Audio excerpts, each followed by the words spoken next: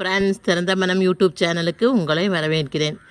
இந்த திராட்சை கொடியிலிருந்து அடுத்த கொத்து இந்த பாருங்களேன்.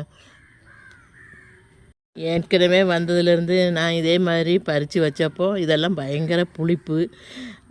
இதில் நல்ல கருப்பாக ஆனால் நல்ல இனிப்பாக இருக்குது. இப்போ பறித்தா அது ரொம்ப புளிப்பாக இருக்குது. இது இனி நல்லா கருப்பானதுக்கப்புறம் தான் பறிக்கணும். நான் திராட்சையோட பூ பிஞ்சு பார்த்ததில்லன்னு சொல்லியிருந்தேன். இப்போ பாருங்களேன், பிஞ்சு இருக்குது. இது எப்போ பூத்துதுன்னே நான் பார்க்கவே இல்லை. இருந்தாலும் பிஞ்சை பார்த்தேன். இனி அடுத்ததுல எப்போவாவது பூவை பார்ப்போம். திராட்சை கொடியை நடவு பண்ணி 2-3 வருஷம் ஆகிட்டும். இதிலிருந்து ஒரு காயோ பழமோ ஒன்றும் பார்க்காம இருந்தேன். அப்போ சரி, இது 2-3 வருஷம் ஆகிட்டு, இது இடத்துக்கு எதுக்கு வேஸ்ட்டுன்னு சொல்லிவிட்டு பிடுங்கி போட்டலான்னு நினைக்கவும் தான் நான் முதல்ல முன்னால் போட்டிருந்த வீடியோவில் காமிச்ச மாதிரி ஒரு 5-6 பழங்களை பார்த்தேன். ரொம்ப சந்தோஷமாக இருந்தது.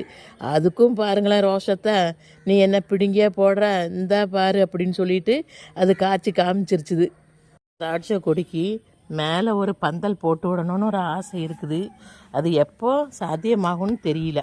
இந்த திராட்சை கொடியை நடவு பண்ணதோடு சரி, இதுக்கான முறையான பராமரிப்பு ஒன்றுமே கொடுக்கல.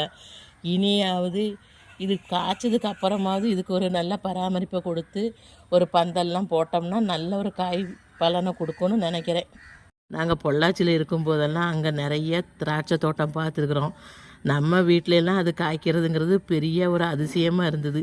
யூடியூப்லலாம் பார்க்குறோம், நிறைய இடத்துல திராட்சை வளருதுன்னாலும் நம்ம வீட்டில் விளைஞ்சதை பார்க்கும்போது ஒரு அதீத சந்தோஷம்தான். இந்த வீடியோ பிடிச்சிருந்துன்னா லைக் பண்ணுங்கள், கமெண்ட் பண்ணுங்கள், ஷேர் பண்ணுங்கள், மறக்காமல் சப்ஸ்கிரைப் பண்ணுங்கள். தேங்க்யூ.